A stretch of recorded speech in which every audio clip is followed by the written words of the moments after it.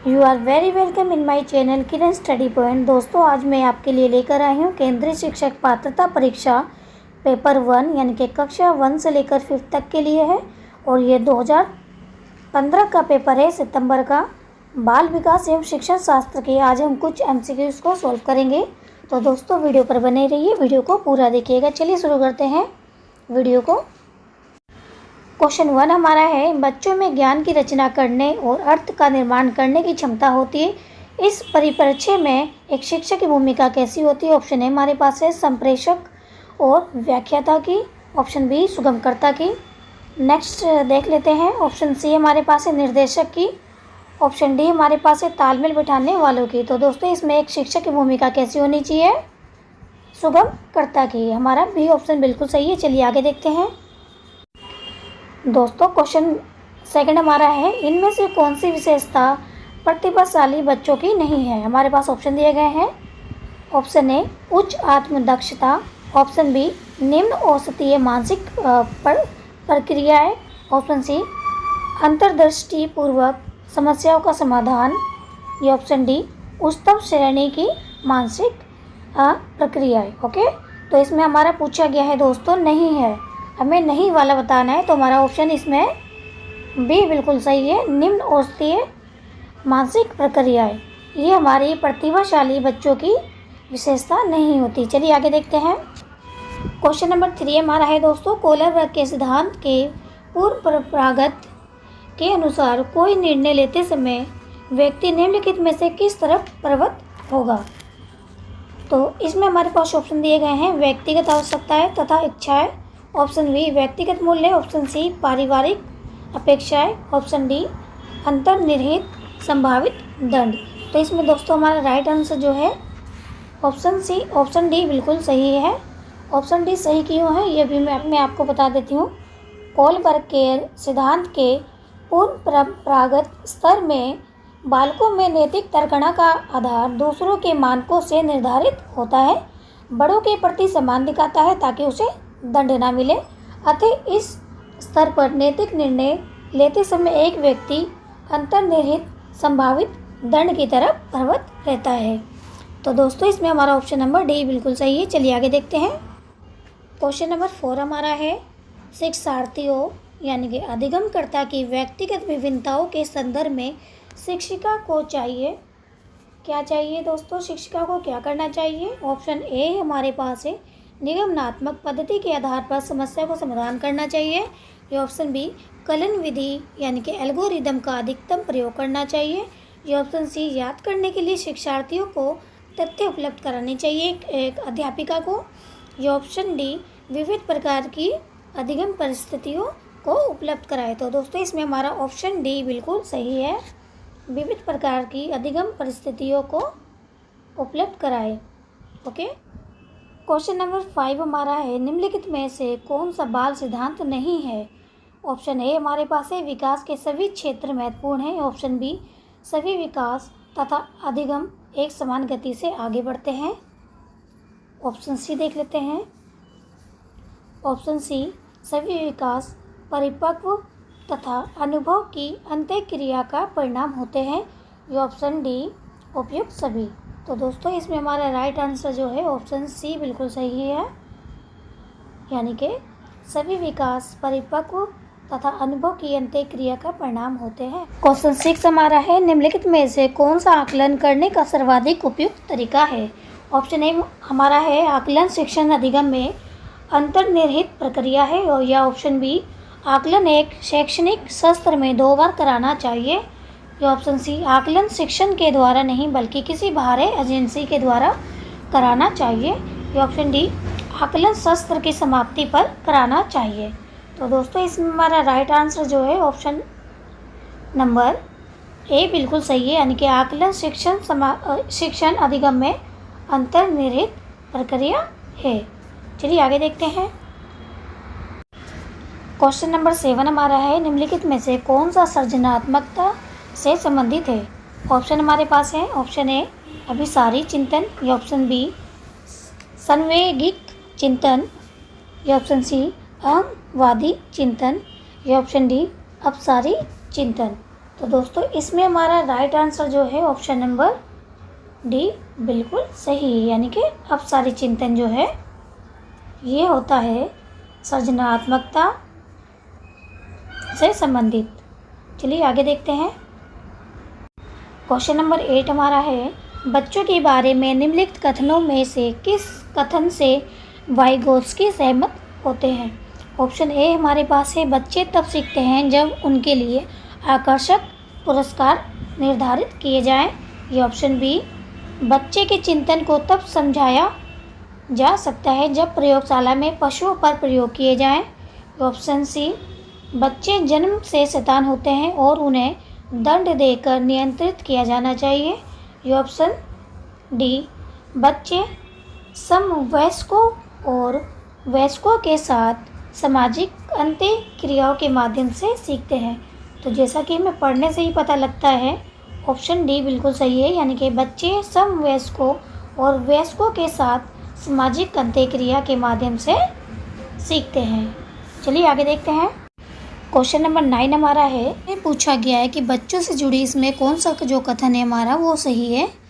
चिंतन में वयस्कों की भांति होते हैं और जो वे बड़े होते हैं उनके चिंतन में गुणात्मक वृद्धि होती है। या फिर बच्चे खाली बर्तन के समान होते हैं जिससे बड़ों के द्वारा दिया गया ज्ञान भरा जाता है। या फिर बच्चे निष्क्रिय जीव होते हैं जो अपने चारों ओर से जगत को खोजने के लिए अपने ही तर्कों और क्षमताओं का उपयोग करते हैं। ऑप्शन डी, बच्चे जिज्ञासु प्राणी होते हैं जो अपने चारों ओर से जगत को खोजने के लिए अपने ही तर्कों और क्षमताओं का उपयोग करते हैं। तो दोस्तों इसमें हमारा राइट आंसर जो है ऑप्शन डी बिल्कुल सही है। जिज्ञासु बच्चे क्या होते हैं, जिज्ञासु प्राणी के होते हैं जो अपने चारों ओर से जगत को खोजने के लिए अपने ही तर्क और क्षमताओं का उपयोग करते हैं। यानी कि जो बच्चे होते हैं कैसे होते हैं, जिज्ञासु होते हैं, यानी उनको जानने के लिए उनको कुछ भी जानना होता है। वो कुछ भी किसी चीज़ को भी देखते हैं तो उनकी जिज्ञासा उसमें बढ़ जाती है कि इसके बारे में जानना है और उससे रिलेटेड उसको ज्ञान प्राप्त करना है बच्चे को। तो बच्चे कैसे होते हैं, जिज्ञासु प्राणी होते हैं जो अपने चारों ओर से जगत को खोजने के लिए अपने ही तर्क और क्षमताओं का उपयोग करते हैं। चलिए क्वेश्चन नंबर 10 देखते हैं। क्वेश्चन नंबर 10 हमारा है, बच्चों की त्रुटियों के बारे में निम्नलिखित में से कौन सा कथन सत्य है। ऑप्शन ए, बच्चों की त्रुटियां उनके सीखने की प्रक्रिया अंग है। ऑप्शन बी, बच्चे की त्रुटियां शिक्षक के लिए महत्वहीन है और उसे चाहिए कि उन्हें काट दे और उन पर अधिक ध्यान न दे। ये ऑप्शन सी, बच्चे कम त्रुटियां करते हैं जब शिक्षक सौम्य हो और उन्हें त्रुटियों पर दंड ना देता हो। और यह ऑप्शन डी, असावधानी के कारण बच्चे त्रुटियां करते हैं। तो जैसा कि हमें पढ़ने से ही पता चलता है ऑप्शन ए बिल्कुल सही है, यानी कि बच्चों की त्रुटियां उनके सीखने की प्रक्रिया अंग है। यानी बच्चे किस तरह सीखते हैं, गलतियां करके ही सीखते हैं। तो त्रुटियां क्या हैं, सीखने की एक प्रक्रिया का अंग है। चलिए आगे देखते हैं। क्वेश्चन नंबर 11 है, अध्यापक को यह सुनिश्चित करना चाहिए कि उसकी कक्षा में सभी विद्यार्थी अपने आप को स्वीकृत और सम्मानित समझें। इसके लिए शिक्षक को चाहिए कि वह ऑप्शन ए, वंचित पृष्ठभूमि से आने वाले बच्चों का तिरस्कार करे ताकि वे अनुभव करें कि उन्हें अधिक कठोर परिश्रम करना है। बिल्कुल नहीं। ऑप्शन बी, उन शिक्षार्थियों का पता लगाए जो अच्छी अंग्रेजी बोल सकते हैं और संपन्न घरों से हो, उन्हें आदर्श के रूप में प्रस्तुत करें। ये भी बिल्कुल सही नहीं है। ये ऑप्शन सी, अपने शिक्षार्थियों की सामाजिक और सांस्कृतिक पृष्ठभूमि की जानकारी प्राप्त करें और कक्षा में विविध मतों को प्रोत्साहित करें। चलिए ऑप्शन नंबर डी देख लेते हैं। कड़े नियम बनाएं और बच्चे उनका पालन ना करें, उन्हें दंड दें। ये भी बिल्कुल सही नहीं है। तो हमारे पास ऑप्शन नंबर सी बिल्कुल सही बैठता है। अपने शिक्षार्थियों की सामाजिक और सांस्कृतिक पृष्ठभूमि की जानकारी प्राप्त करें और कक्षा में विविध मतों को प्रोत्साहित करें। तो हमारा ये ऑप्शन बिल्कुल सही है, यानी कि सही क्वेश्चन हमारा पूछा गया था। अध्यापक को यह सुनिश्चित करना चाहिए कि उसकी कक्षा में सभी विद्यार्थी यानी कि सभी शिक्षार्थी अपने आप को स्वीकृत और सम्मानित समझें। इसके लिए शिक्षक को क्या करना चाहिए? इसके लिए शिक्षक को चाहिए कि अपने शिक्षार्थियों की सामाजिक और सांस्कृतिक पृष्ठभूमि की जानकारी प्राप्त करें और कक्षा में विविध मतों को प्रोत्साहित करें। चलिए आगे देखते हैं। क्वेश्चन नंबर 12 हमारा है, सुरेश सामान्य रूप से एक शांत कमरे में अकेले पढ़ना चाहता है, जबकि मदन एक समूह में अपने मित्रों के साथ पढ़ना चाहता है। तो यह उनके डैश में विभिन्नता के कारण है। ऑप्शन ए अभिक्षमता, या ऑप्शन बी अधिगम शैली, या ऑप्शन सी परावर्तकता स्तर, या ऑप्शन डी मूल्य। जैसा कि सुरेश क्या चाहता है, समझा देती हूँ मैं आपको। सुरेश सामान्य रूप से एक शांत कमरे में अकेला पढ़ना चाहता है, यानी कि सुरेश क्या चाहता है, एक शांत वातावरण में अकेले पढ़ना चाहता है। और जबकि जो मदन है समूह में अपने मित्रों के साथ पढ़ना चाहता है। तो ये उनके में विभिन्नता के कारण है। कौन सी विभिन्नता के कारण है? तो दोस्तों इसमें हमारा ऑप्शन नंबर बी बिल्कुल सही है, यानी कि अधिगम शैली के कारण। यानी कि ये दोनों की बच्चों की अपनी अपनी अधिगम शैली है कि एक बच्चा शांत वातावरण में पढ़ना चाहता है ताकि उसको कंसंट्रेट कर सके, वहीं दूसरा जो बच्चा है दूसरे यानी बालकों के बीच में यानी कि मित्रों के बीच में पढ़ना चाहता है। तो ये हमारा क्या दर्शाता है? अधिगम शैली को दर्शाता है। चलिए क्वेश्चन नंबर 13 देख लेते हैं। क्वेश्चन नंबर 13 हमारा है, भारत में भाषिक विभिन्नता बहुत है। इस संदर्भ में विशेषकर कक्षा 1 और 2 के प्राथमिक स्तर पर बहुभाषिक कक्षाओं के बारे में सर्वथा उपयुक्त कथन है। यानी कि कौन सा कथन यहाँ पर उपयुक्त है, ये पूछा है। ऑप्शन ए विद्यालय में उन्हीं बच्चों के लिए प्रवेश दिया जाए जिनकी मातृभाषा वही हो जो शिक्षा के लिए अपनाई जा रही हो। या ऑप्शन बी शिक्षक को सभी भाषाओं का सम्मान करना चाहिए और सभी भाषाओं में अभिव्यक्ति के लिए बच्चों को प्रोत्साहित करना चाहिए। ये थोड़ा ठीक लग रहा है। ऑप्शन सी देख लेते हैं पहले, जो बच्चे कक्षा में मातृभाषा का उपयोग करते हैं अध्यापक को उनकी अपेक्षा करना चाहिए।